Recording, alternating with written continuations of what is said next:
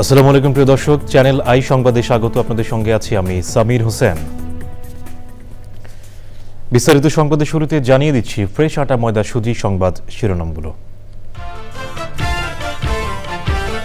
সংসদ ভবনের দক্ষিণ প্লাজায় জুলাই সনদ সই শুক্রবার। মতবিরোধ থাকলেও সব রাজনৈতিক দল সনদে সই করবে বলে জাতীয় ঐক্যমত্য কমিশনের আশা। উৎসবমুখর পরিবেশে রাকসু নির্বাচনে ভোটগ্রহণ শেষ হওয়ার 4.5 ঘণ্টা পর গণনা শুরু। শুক্রবার ফল ঘোষণা বলেছে নির্বাচন কমিশন। 3 দফা দাবি মানা না হলে শুক্রবার দুপুর 2টার পর থেকে এমপিওভুক্ত শিক্ষকদের অনশন কর্মসূচি ঘোষণা। কেন্দ্রীয় শহীদ মিনারে অবস্থান অব্যাহত। জুলাই গণঅভ্যুত্থানে হত্যার দায়ে শেখ হাসিনার মৃত্যুদণ্ড চেয়েছে প্রসিকিউশন। মানবতা বিরোধী সব অপরাধের নিউক্লিয়াস তিনি মন্তব্য। এবং অব্যবস্থাপনা ও পরিবেশ বিধ্বংসী কর্মকাণ্ডে সংকটে চামড়া শিল্প। পরিবেশ বান্ধব প্রযুক্তি ও স্বাস্থ্যকর কর্মপরিবেশ নিশ্চিতের তাগিদ।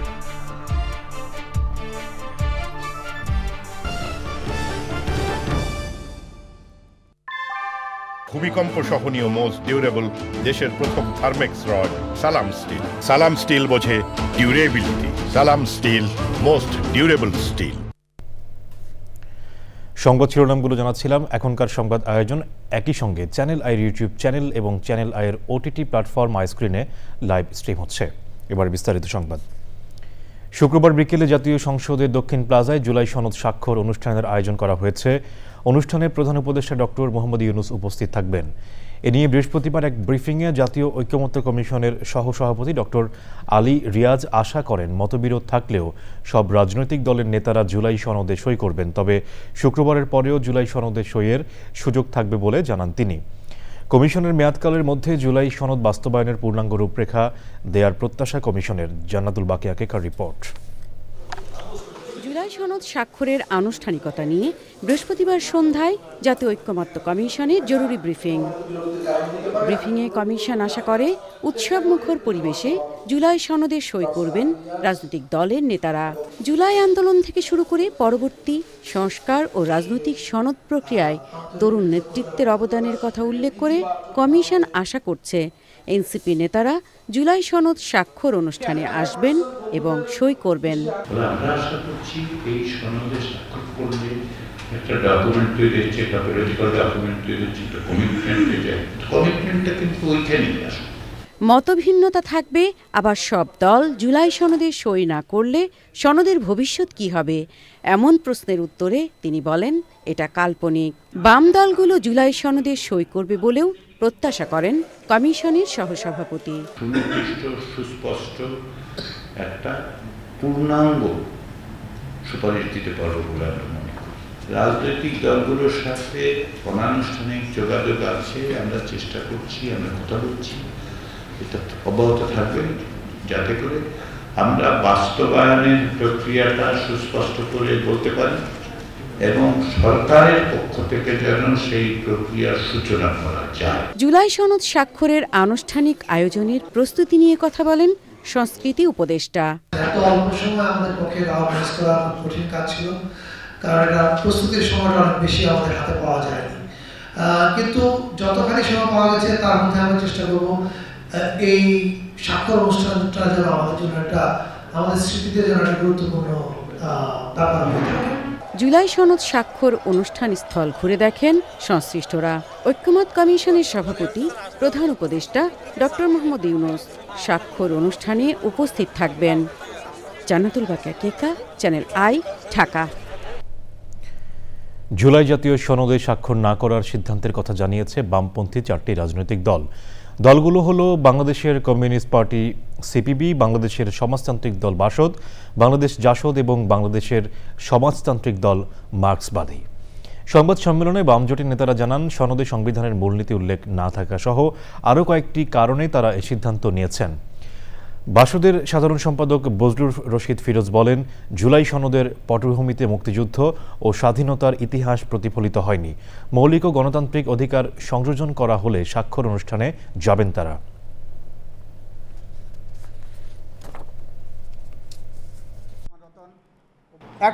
অনুচ্ছেদ অনুযায়ী সুপ্রিম কোর্টের রেফারেন্স নিয়ে অন্তর্বর্তীকালীন সরকার গঠিত হওয়ার কথা পূর্বে পাঠানো খসড়া সনদে উল্লেখ থাকলেও চূড়ান্ত সনদে 106 অনুচ্ছেদের কথা সুকৌশলে বাদ দেওয়া হয়েছে। উপরোক্ত বিষয়গুলোর নিষ্পত্তি না হওয়াতে আমাদের পক্ষে জুলাই সনদে স্বাক্ষর করা সম্ভব হচ্ছে না। জুলাই সনদের আইনি ভিত্তি নিশ্চিত না হওয়া পর্যন্ত সনদে স্বাক্ষর করবে না জাতীয় নাগরিক পার্টি এনসিপি। ঘোষণাপত্র স্বাক্ষর অনুষ্ঠানের আগের দিন সংবাদ সম্মেলনে এই সিদ্ধান্তের কথা জানিয়েছেন দলের আহ্বায়ক নাহিদ ইসলাম।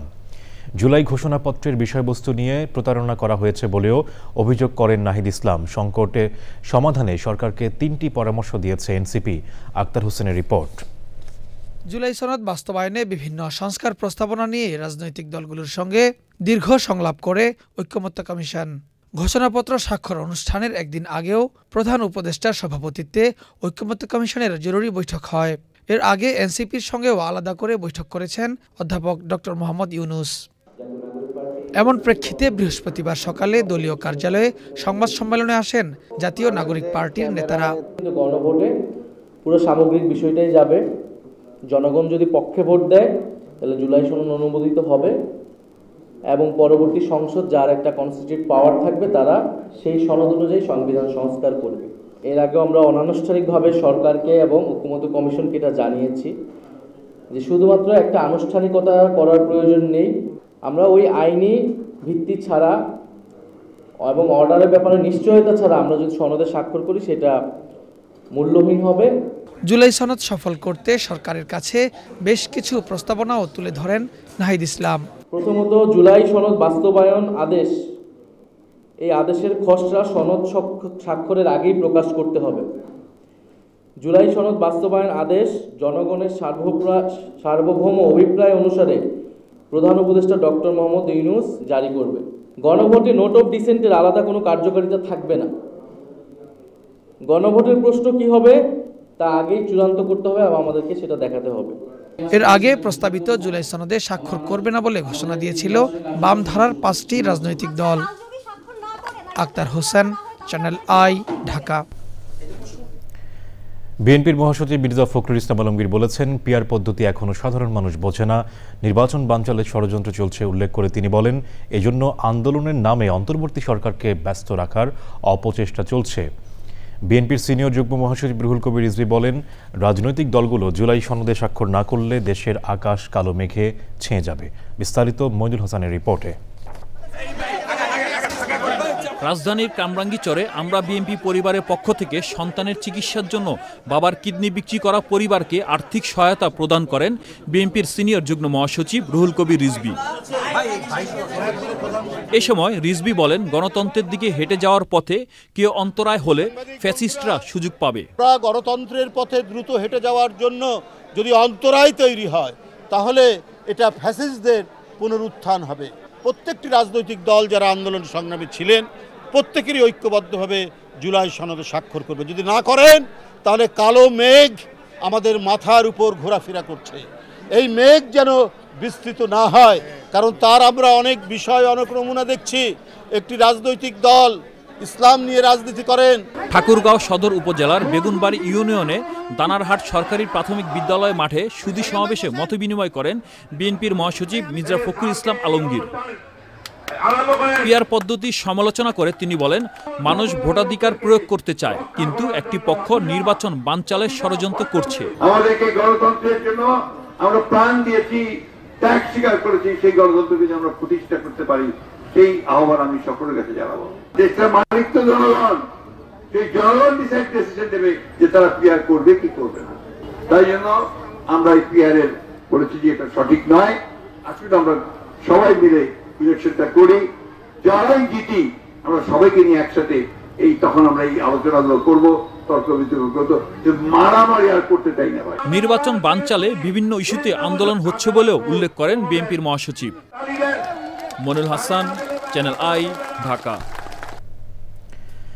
শুক্রবার জুলাই সনদ স্বাক্ষর অনুষ্ঠানে অংশ নেবে জামাত ইসলামী, তবে সনদে স্বাক্ষর করা বা না করার বিষয়ে এখনও সিদ্ধান্ত হয়নি বলে জানিয়েছেন দলটির সেক্রেটারি জেনারেল মিয়া গোলাম পরোয়ার।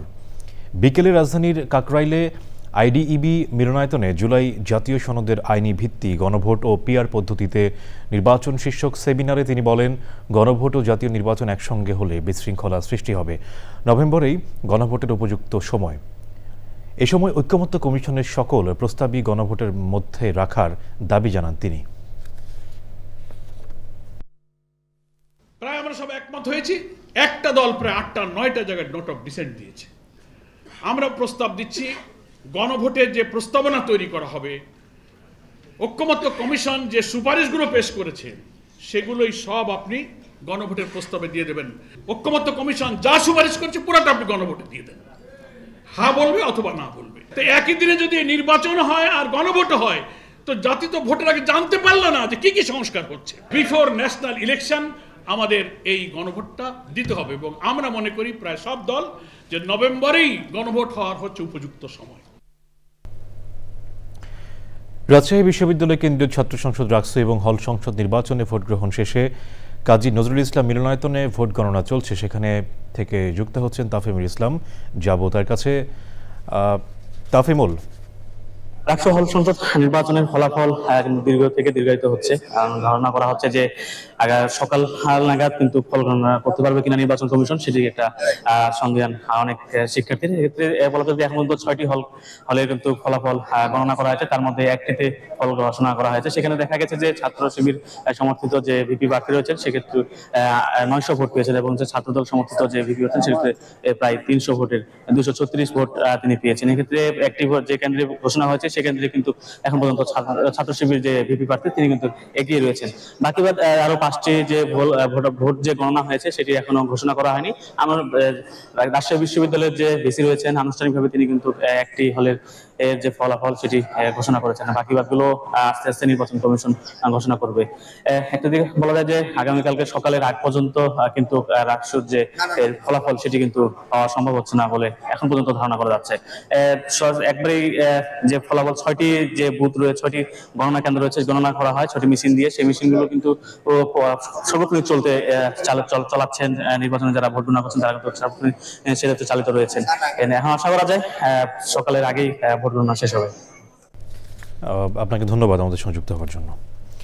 3 দফা দাবিতে শুক্রবার দুপুর 2টা থেকে অনশনে যাওয়ার কর্মসূচি দিয়েছেন এমপিওভুক্ত শিক্ষকরা। এর আগ পর্যন্ত কেন্দ্রীয় শহীদ মিনারে অবস্থান কর্মসূচি চালিয়ে যাওয়ার ঘোষণা দেন তারা। এ নিয়ে 5ম দিনের মতো কেন্দ্রীয় শহীদ মিনারে অবস্থান করছেন এমপিওভুক্ত শিক্ষকরা। সকালে শিক্ষা উপদেষ্টার সঙ্গে দীর্ঘক্ষণ বৈঠকের পরও সমাধান না আসায় ক্ষোভ প্রকাশ করেন আন্দোলনরত শিক্ষকরা। শহীদ মিনারে এসে তাদের আন্দোলনের সাথে একাত্মতা প্রকাশ করেছে বাংলাদেশ প্রাথমিক সহকারী শিক্ষক সমাজ।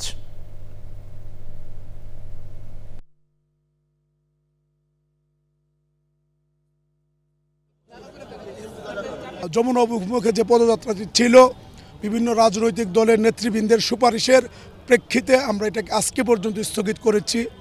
আগামীকালকে আমাদের দুপুর 2টা থেকে আরেকটি কর্মসূচি শুরু হচ্ছে নতুন, আমরা অনশনে যাচ্ছি। এরপরে হয়তো আমরা আমার অনশনে যাব। এমপিভুক্ত যারা শিক্ষক রয়েছেন তাদের যে দাবি রয়েছে সেই দাবিগুলোর সাথে আমরা একাত্মতা জানাচ্ছি এবং সরকারকে আহ্বান জানাচ্ছি যে অতি দ্রুত তাদের যে সামান্য দাবি 20% বাড়ি ভাড়া এই সহ যে 3 দফা দাবি আছে সেটা মেনে নেওয়ার জন্য। জুলাই গণ অভ্যুত্থানে সংগঠিত মানবতা বিরোধী অপরাধের মামলায় সকল অপরাধের জন্য শেখ হাসিনাকে নিউক্লিয়াস উল্লেখ করে তার চরম শাস্তি চেয়ে যুক্তি উপস্থাপন শেষ করেছে প্রসিকিউশন। মামলার অপর আসামি আসাদুজ্জামান খান কামালের সর্বোচ্চ শাস্তি চেয়েছেন তারা। তবে রাজসাক্ষী হওয়া চৌধুরী আব্দুল্লাহ আল মামুনের কি হবে সেই সিদ্ধান্ত ট্রাইব্যুনালের ওপর ছেড়ে দিয়েছে প্রসিকিউশন। আর অপরাধীদের সম্পত্তি বিক্রি করে আহত, নিহত ও ক্ষতিগ্রস্ত পরিবারকে দেওয়ার আবেদন করেছে প্রসিকিউশন।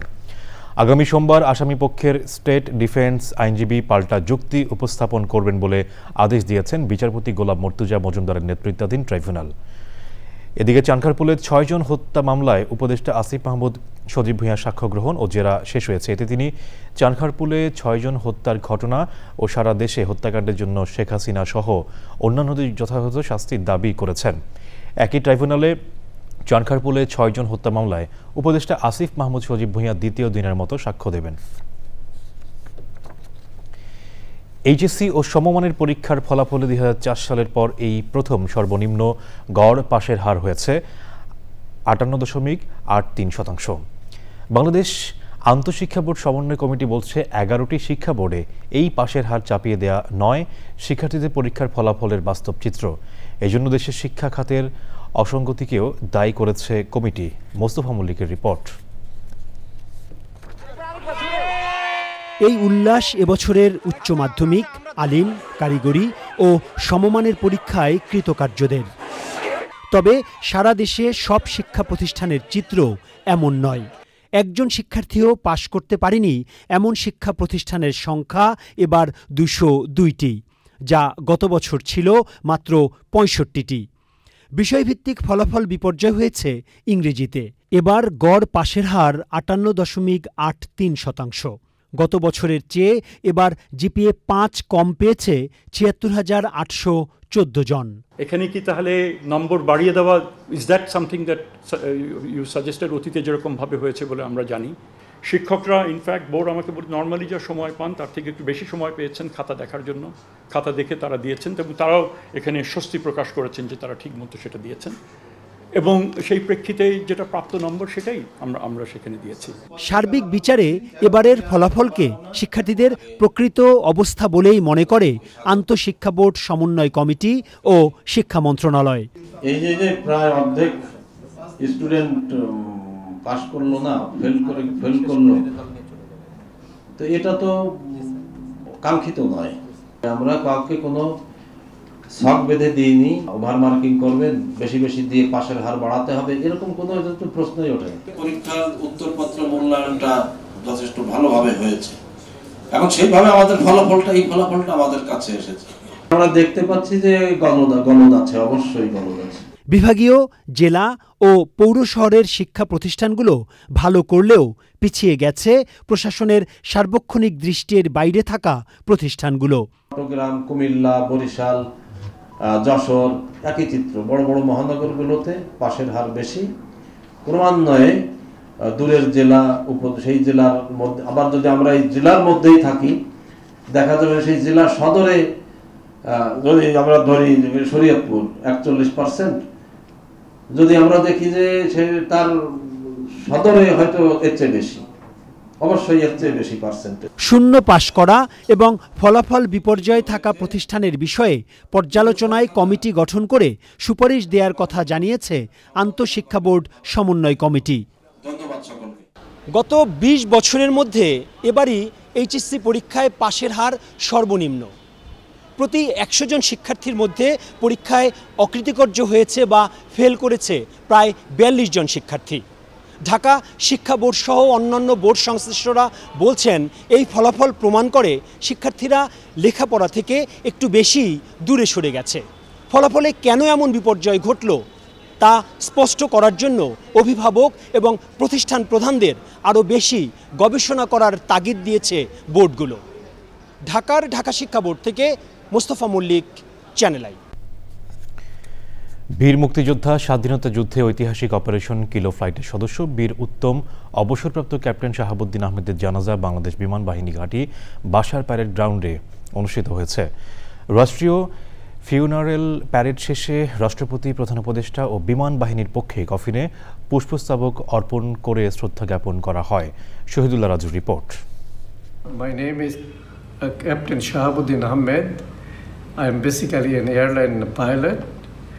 In 1971, মহান মুক্তিযুদ্ধে বীরত্বপূর্ণ ভূমিকার জন্য হাতে গোনা যে কয়জন বেসামরিক ব্যক্তি বীরোত্তম খেতাব পেয়েছেন তাদের অন্যতম ৭১-এর আকাশ যুদ্ধে অকুতভয় যোদ্ধা অপারেশন কিলো ফ্লাইটের সদস্য ক্যাপ্টেন শাহাবুদ্দিন আহমেদ। বৃহস্পতিবার সকাল ৮টায় ঢাকায় নিজ বাসায় তার মৃত্যু হয়। শাহাবুদ্দিন আহমেদ দীর্ঘদিন ধরে বার্ধক্যজনিত শারীরিক জটিলতায় ভুগছিলেন। ক্যাপ্টেন শাহাবুদ্দিন আহমেদ 1968 সালে পাকিস্তান ইন্টারন্যাশনাল এয়ারলাইন্সে বৈমানিক হিসেবে যোগ দেন। অপারেশন কিলো ফ্লাইট বাংলাদেশের মুক্তিযুদ্ধের সময় পাকিস্তানি সামরিক বাহিনীর বিরুদ্ধে পরিচালিত একটি বীরত্বপূর্ণ আকাশ অভিযানের সাংকেতিক নাম। কিলো ফ্লাইট যোদ্ধারা শত্রুপক্ষের উপর আকাশপথে হামলা চালাতেন। ৭১-এর ৪ ডিসেম্বর থেকে ১৬ ডিসেম্বরের মধ্যে ইউনিটটি ৯০টি অভিযান এবং ৪০টি যুদ্ধের মিশন পরিচালনা করে। ক্যাপ্টেন শাহাবুদ্দিন আহমেদ এই ইউনিটের অন্যতম সদস্য। বাংলাদেশ বিমান বাহিনী ঘাঁটি বাসার প্যারেড গ্রাউন্ডে এই বীর মুক্তিযোদ্ধার প্রতি রাষ্ট্রপতি ও প্রধান উপদেষ্টার পক্ষে সামরিক সচিব, বিমান বাহিনীর প্রধান ও অন্যান্য সংগঠন পুষ্পস্তবক অর্পণ করে শ্রদ্ধা জ্ঞাপন করে। 1971 সালের 7 এপ্রিল তিনি মুক্তিযুদ্ধে অংশগ্রহণের জন্য ভারতে গমন করেন। পরবর্তীতে তিনি ঐতিহাসিক কিলো ফ্লাইটে যোগদান করেন এবং যুদ্ধ বিমানে প্রশিক্ষণ গ্রহণ করেন। তিনি কিলো ফ্লাইটের DC-3 ও এলোয়েট হেলিকপ্টারের বৈমানিক হিসেবে নরসিংদী, সিলেট ও মৌলভীবাজার সহ বিভিন্ন গুরুত্বপূর্ণ অপারেশনে সরাসরি আকাশ যুদ্ধে অংশগ্রহণ করেন। জানা যায় সামরিক বেসামরিক কর্মকর্তা, পরিবারের সদস্য ও বিশিষ্ট ব্যক্তিবর্গ অংশ নেন। মুক্তিযুদ্ধ, কিলো ফ্লাইট এবং বাংলাদেশ বিমান বাহিনীর যে ত্রিমাত্রিক সম্পর্ক এবং ইতিহাস সাথে সে জড়িত তা নিয়ে আমি গর্ববোধ করি। যদি আমার বাবা কোনো ব্যবহারে আপনার কেউ আঘাতপ্রাপ্ত হয়ে থাকেন, আমি তার জন্য ক্ষমা চাচ্ছি। জানাজা শেষে ক্যাপ্টেন শাহাবুদ্দিন আহমেদের মরদেহ ফরিদপুরের গ্রামের বাড়িতে নেওয়া হয়। Shahidullah Raju, channel I, Dhaka. মানসম্মত কাঁচামাল ও আমদানিকারকদের বিপুল আগ্রহের বিপরীতে অব্যবস্থাপনা ও পরিবেশ বিধ্বংসী কর্মকাণ্ডে সংকটে চামড়া শিল্প। বিশেষজ্ঞরা বলছেন, পরিবেশ বান্ধব প্রযুক্তি, স্বাস্থ্যকর কর্মপরিবেশ নিশ্চিত ও টেকসই ট্যানারি ব্যবস্থাপনায় এই শিল্পের অগ্রযাত্রা যেমন নিশ্চিত হবে, তেমনই আসবে অর্থনৈতিক সমৃদ্ধি। আফরোজা হাসির রিপোর্ট।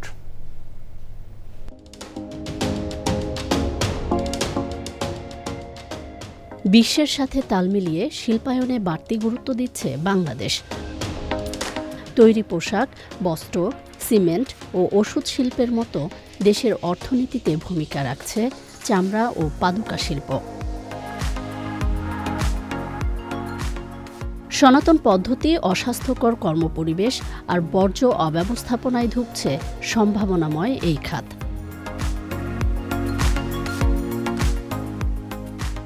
তথ্য বলছে, দেশে বছরে 400 কোটি বর্গফুট কাঁচা চামড়া সংগ্রহ করা হলেও অব্যবস্থাপনা ও সনাতনী পদ্ধতির কারণে নষ্ট হয় 50 লাখ বর্গফুট। এছাড়া কাঁচা চামড়া প্রক্রিয়াজাতকরণে ক্রোমিয়াম, ক্যাডমিয়াম, আর্সেনিক সহ প্রায় 92 ধরনের কেমিক্যাল ব্যবহার করা হয়। ভারী ধাতু মিশ্রিত এসব বর্জ্য পরিশোধন ছাড়াই ফেলা হচ্ছে নদী-নালা, খালে। এতে বায়ু, মাটি, পানি দূষণ সহ সামগ্রিক পরিবেশে ছড়াচ্ছে নানা রোগ জীবাণু। পরিবেশ সুরক্ষায় ব্যর্থ হওয়ায় শিল্পোন্নত দেশগুলোতে চামড়াজাত পণ্য রপ্তানিতে অনুমতি পায়নি দেশের অধিকাংশ কারখানা। এতে বছরে প্রায় $50 কোটি বৈদেশিক মুদ্রা আয় থেকে বঞ্চিত হচ্ছে বাংলাদেশ। এমন পরিস্থিতিতে ট্যানারিতে পরিবেশবান্ধব বর্জ্য ব্যবস্থাপনা ও নিরাপদ কর্মপরিবেশ নিশ্চিতে এই শিল্প যেমন এগোবে, তেমনি ত্বরান্বিত হবে অর্থনৈতিক অগ্রযাত্রাও। আফরোজা হাসি, চ্যানেল আই। এবারে আই স্পোর্টস।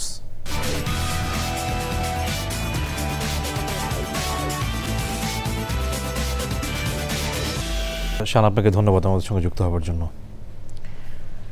আসন্ন জাতীয় সংসদ নির্বাচনে প্রাথমিকভাবে 109 আসনে প্রার্থী ঘোষণা করেছে এবি পার্টি। রাজধানীর পল্টনে সংবাদ সম্মেলনে প্রার্থী তালিকা ঘোষণা করেন দলের চেয়ারম্যান মুজিবুর রহমান মঞ্জু। তিনি জানান, জোটগত কারণে এই তালিকা সংশোধন হতে পারে। তিনি বলেন, প্রশ্নহীন ঐক্য জুলাইয়ে যে বিজয় এনে দিয়েছে, নানান হঠকারিতায় তা রক্ষা করা কঠিন হয়ে দাঁড়িয়েছে। নির্বাচন সামনে রেখে জনগণ কোনো হঠকারিতা মেনে নেবে না বলেও জানান এবি পার্টির চেয়ারম্যান।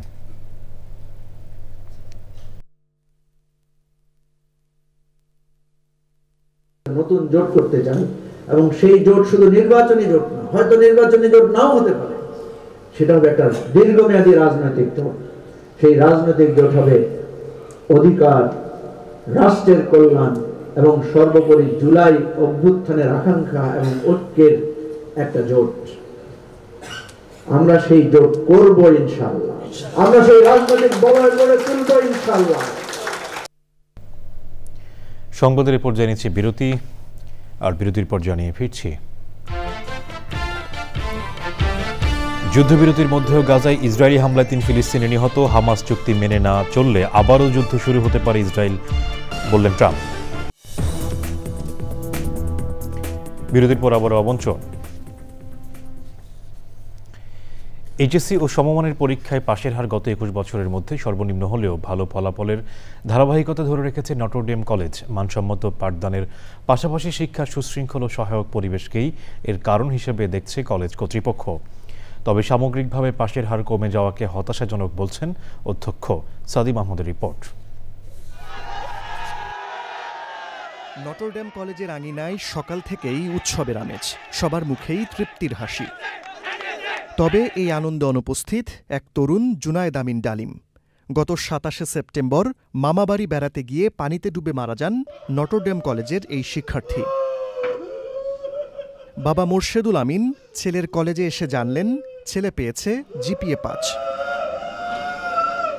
আমার ছেলে স্টুডেন্ট হিসেবে ভালো ছিল, মেধাবী ছিল, তার জীবন অনেক আশা ছিল, যেন কারো সন্তান এবং অকাল মৃত্যু না হয়, বাবাকে যেন এরকম লাশ বহন করতে না হয়।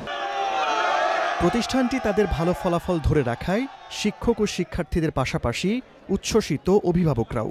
আশানুরূপ অনেকেরই ফলাফল হয়নি, আশা করি সামনে আমরা এটি কভার করে সামনে গতিতে এগিয়ে যেতে পারবো। প্রশ্নের যে আমরা মান দেখছিলাম, মানে যে আপ ডাউন, ওই হিসাবে যথেষ্ট ভালো রেজাল্ট আসছে। কিন্তু এবার খাতা দেখা অনেক কঠিন হয়েছে, কঠিন করে খাতা দেখছে, এটার তুলনায় মোটামুটি ভালো। এবারে রেজাল্টটা একদম যথাযথ ছিল, কারণ আমাদের এখন যেহেতু মানে ইন্টারিম গভর্নমেন্ট, ওনারা চেষ্টা করে যেন সত্য রেজাল্টটা তুলে ধরতে। তবে সারা দেশে পাশের হার কমে যাওয়াকে হতাশাজনক বলছেন অধ্যক্ষ। দুঃখজনক যে তারা এত বড় সংখ্যায় ফেল করে, এটা দেশের জন্য শুভ লক্ষণ নয়। হয়তো আমাদের সামগ্রিক শিক্ষা ব্যবস্থায় চিন্তা করতে হবে কেন ছেলেরা ফেল করবে। নটরডেম কলেজে পাশের হার 99.60%। জিপিএ 5 পেয়েছেন 2454 জন। সাদি Mahmud, channel I, Dhaka. HSC পরীক্ষায় ভালো ফলাফলের ধারাবাহিকতা ধরে রেখেছে ভিকারুন্নিসা নুন স্কুল অ্যান্ড কলেজ। পাশের হার 97.56%, তবে গতবারের চেয়ে জিপিএ 5 কমেছে। বিস্তারিত জাকি আক্তারের রিপোর্টে। ভিকারুন্নিসা নুন স্কুল অ্যান্ড কলেজে 2514 জন পরীক্ষার্থীর মধ্যে পাশ করেছে 2434 জন।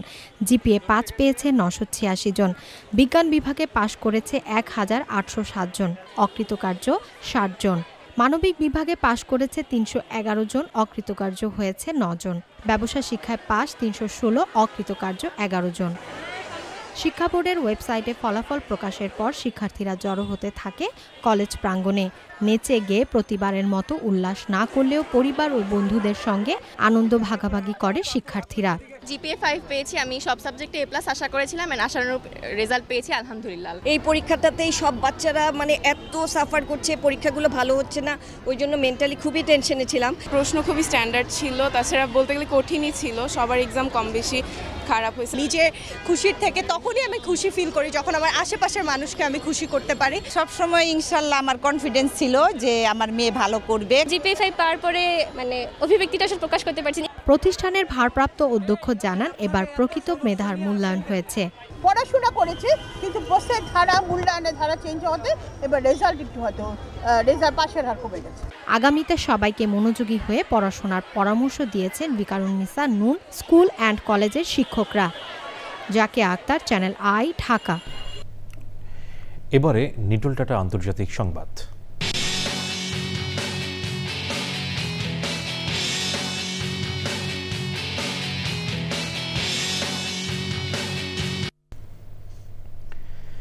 যুদ্ধবিরতি সত্ত্বেও গাজায় ইসরায়েলি হামলায় অন্তত 3 ফিলিস্তিনি নিহত হয়েছেন। গাজা উপত্যকার মানুষের জন্য 900 টন খাবার নিয়ে তুরস্কের একটি জাহাজ মিশরের উদ্দেশ্যে রওনা দিয়েছে।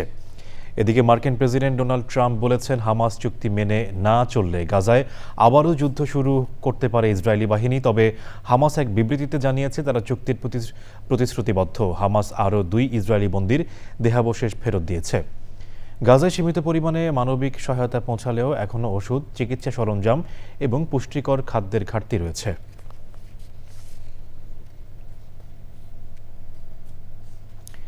এবারে কৃষি সংবাদ।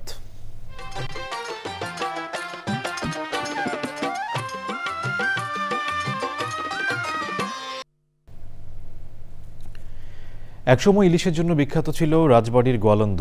স্থানীয় চাহিদা মিটিয়ে সেই ইলিশ পাঠানো হতো ভারতে। কালের বিবর্তে নাব্যতা সংকট আর নদী দূষণে পদ্মা হারিয়েছে তার জৌলুস আর ইলিশের সুদিন।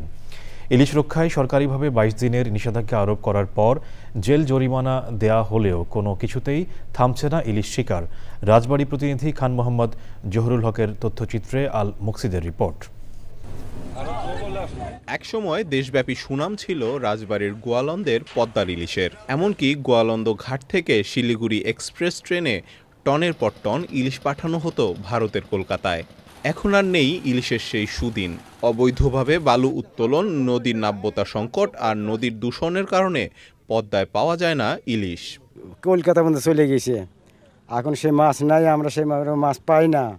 এখন আমাদের খুব কষ্টের দিন যায়। নাব্যতা নাই, মানে এর গতিবেগটা অনেক কমে গেছে, এই গভীরতা কমে গেছে। মাছ বড় হওয়ার কোনো সুযোগ পাচ্ছে না। বড় একটি প্রকল্প অনুমোদন দিয়ে প্রশাসনের মাধ্যমে কঠোর নজরদারির মাধ্যমে ইলিশের প্রজনন বৃদ্ধি করতে হবে অঞ্চলে। মাছ না আসতেই ওই আগে এলো জাতকে মাছ জাল দিয়ে ব্যাট দিয়ে মেরে নেয়, মারিয়ে নেওয়ার কারণে মাছ কমে গেছে। এর মাছ কত দূরে দূরে চলে গেছে, রাজশাহী গেছে, ঢাকা গেছে, কত জায়গায় জায়গায় চলে গেছে। এখন তো আমরা সেই মাছও পাইতেছি না আর মারবারও পারতেছি না। এখন তো আমরা ভাতের জন্য মনে করেন যে পোলাপান নিয়ে মরে যাচ্ছি। জায়গায় জল থাকে, জায়গায় জল থাকে না। ইলিশ মাছ তো মনে করেন গভীর না হলে তো আর হয় না। মৎস্য বিভাগ বলছে ইলিশ শিকারে জেলেদের সাথে কোনো কর্মকর্তা জড়িত থাকলে নেওয়া হবে কঠোর ব্যবস্থা। প্রশাসনের কোনো কর্মকর্তা বা কর্মচারীর বিরুদ্ধে বা আমাদের মৎস্য অধিদপ্তরের কোনো কর্মকর্তা কর্মচারীর বিরুদ্ধে যদি অভিযোগ থাকে, তো সুনির্দিষ্ট অভিযোগ পেলে আমরা মৎস্য অধিদপ্তরের পক্ষ থেকে আমাদের কর্মকর্তা কর্মচারীর বিরুদ্ধে প্রয়োজনীয় ব্যবস্থা নেব। ইলিশের প্রজনন রক্ষায় 4 অক্টোবর থেকে 22 অক্টোবর পর্যন্ত ইলিশ ধরা, মজুত করা ও বিক্রি করার উপর নিষেধাজ্ঞা আরোপ করেছে সরকার। আল মুকসিদ, চ্যানেল আই। এবারে প্রকৃতি সংবাদ।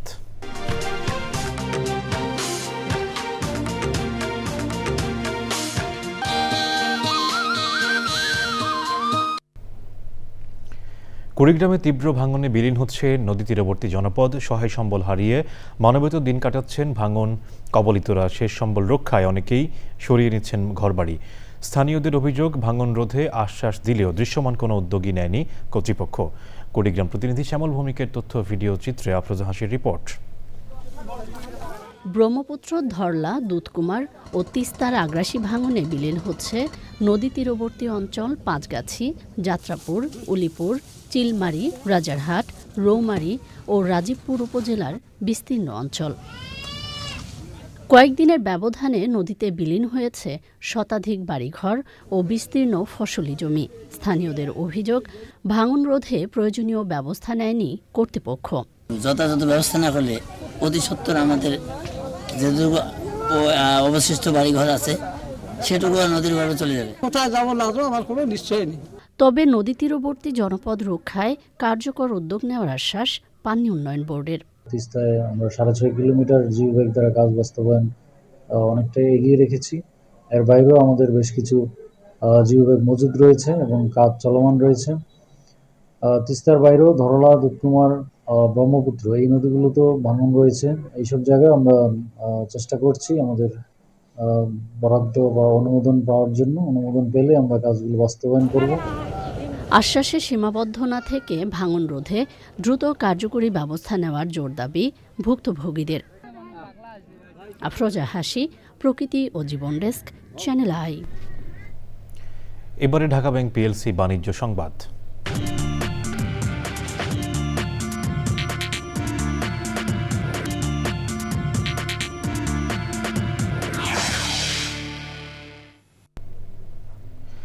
ঢাকা স্টক এক্সচেঞ্জে সপ্তাহের শেষ কার্যদিবসে লেনদেনে ঊর্ধ্বমুখী প্রবণতা দেখা গেছে। আগের কার্যদিবসের চেয়ে ডিএসই সূচক 2 পয়েন্ট বেড়ে ৫,১১৯ পয়েন্টে দাঁড়িয়েছে। কমেছে বেশিরভাগ কোম্পানির শেয়ারের দাম। হাতবদল হয়েছে ৩৯৮টি কোম্পানি, ৪৪৪ কোটি ৫০ লাখ টাকার শেয়ার ও মিউচুয়াল ফান্ড, যা আগের কার্যদিবসের চেয়ে ৪৩ কোটি ১২ লাখ টাকা কম। এর মধ্যে দাম বেড়েছে ১৫৪টির, কমেছে ১৭৯টির এবং অপরিবর্তিত রয়েছে ৬৫টি কোম্পানির শেয়ারের দাম। সংবাদের পর্যায়ে আবারও নিচ্ছি বিরতি, আর বিরতির পর জানিয়ে ফিরছি।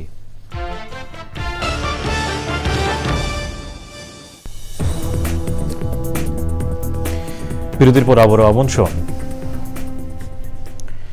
সরকারি অর্থ আত্মসাৎ, নিয়োগ ও ভর্তি বাণিজ্য এবং অবৈধ সম্পদ অর্জনের অভিযোগে ঢাকা রেসিডেন্সিয়াল মডেল কলেজের সাবেক অধ্যক্ষ ব্রিগেডিয়ার জেনারেল কাজী শামীম ফরহাদ সহ কয়েকজন কর্মকর্তাকে জিজ্ঞাসাবাদ করেছে দুর্নীতি দমন কমিশন দুদক। বিকেল ৩টায় দুদকের প্রধান কার্যালয়ে তাকে জিজ্ঞাসাবাদ করেন দুদকের উপপরিচালক জাহাঙ্গীর আলম। এদিকে জ্ঞাত আয় বহির্ভূত সম্পদ অর্জনের অভিযোগে সাবেক পরিবেশ, বন ও জলবায়ু পরিবর্তন মন্ত্রী সাবের হোসেন চৌধুরী এবং তার স্ত্রী রেহানা চৌধুরীর বিরুদ্ধে পৃথক দুটি মামলা করেছে দুদক। বিকেলে সংস্থার প্রধান কার্যালয়ে ব্রিফিংয়ে মামলাগুলোর বিস্তারিত তুলে ধরেন দুদক মহাপরিচালক আক্তার হোসেন। এছাড়া সম্পদের তথ্য গোপন করা সহ বিভিন্ন দুর্নীতির অভিযোগে সাবেক সহকারী পুলিশ সুপার জিয়াউর রহমান ও বাংলাদেশ রেলওয়ের সাবেক মহাব্যবস্থাপক খন্দকার শহীদুল ইসলামের বিরুদ্ধে মামলা করেছে দুদক।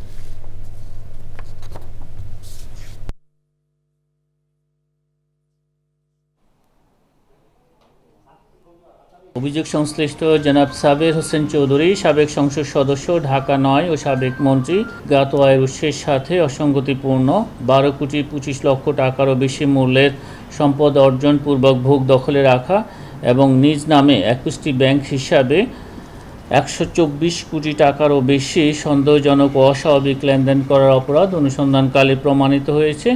এই কারণে তাঁর বিরুদ্ধে সংশ্লিষ্ট ধারায় একটি মামলা রুজুর সিদ্ধান্ত গৃহীত হয়েছে।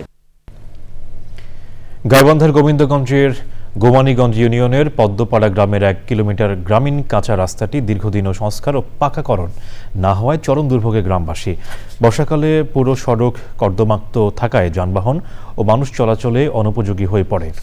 জীবনের ঝুঁকি নিয়েই প্রতিদিন এই রাস্তায় চলাচল করছেন এলাকাবাসী। গাইবান্ধা প্রতিনিধি ফারুক হোসেনের তথ্য, ভিডিও চিত্রে আল মুকসিদের রিপোর্ট। সংস্কার না হওয়ায় এখন দুর্ভোগের জনপদ গোবিন্দগঞ্জের গুমানীগঞ্জ ইউনিয়নের পদ্মপাড়ার গ্রামীণ কাঁচা রাস্তাটি।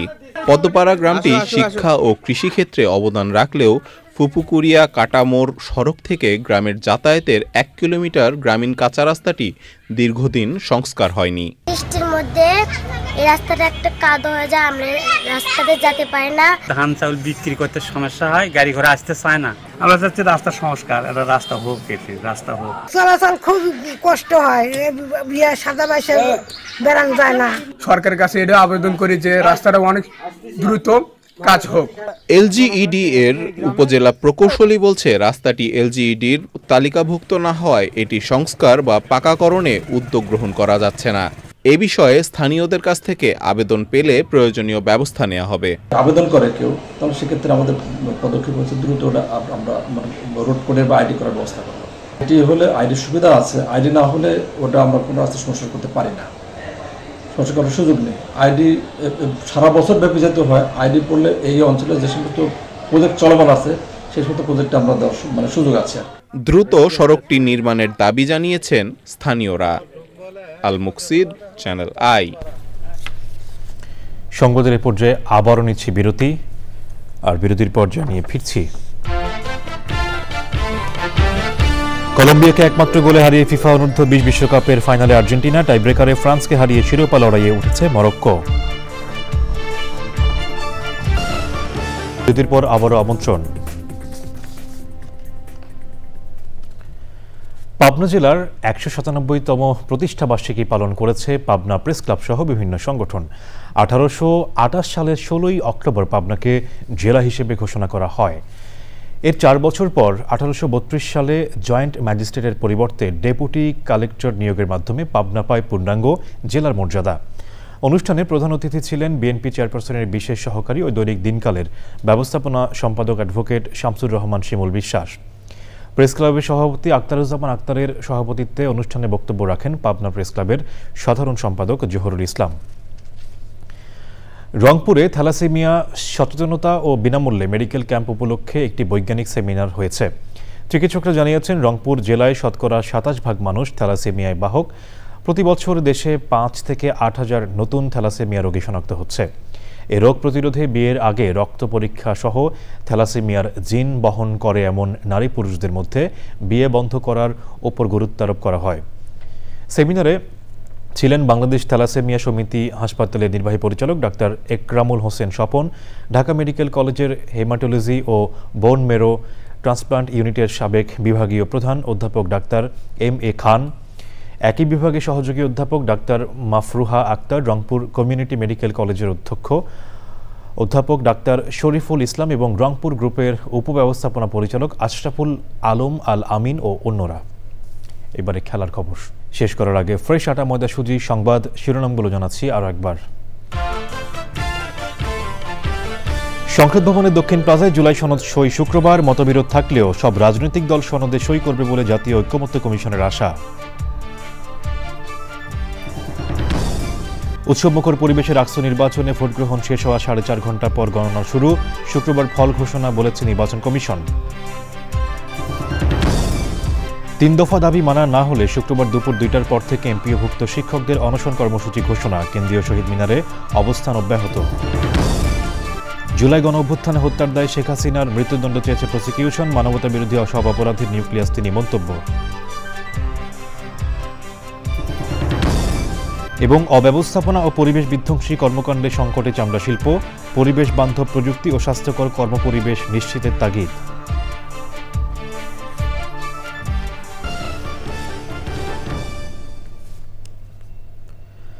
দর্শক, চ্যানেল আই এর সর্বশেষ সংবাদ জানতে ভিজিট করুন channelionline.com-এ। যুক্ত থাকুন আমাদের সোশ্যাল মিডিয়া প্ল্যাটফর্মগুলোর সাথে। এতক্ষণ সাথে থাকার জন্য ধন্যবাদ সবাইকে।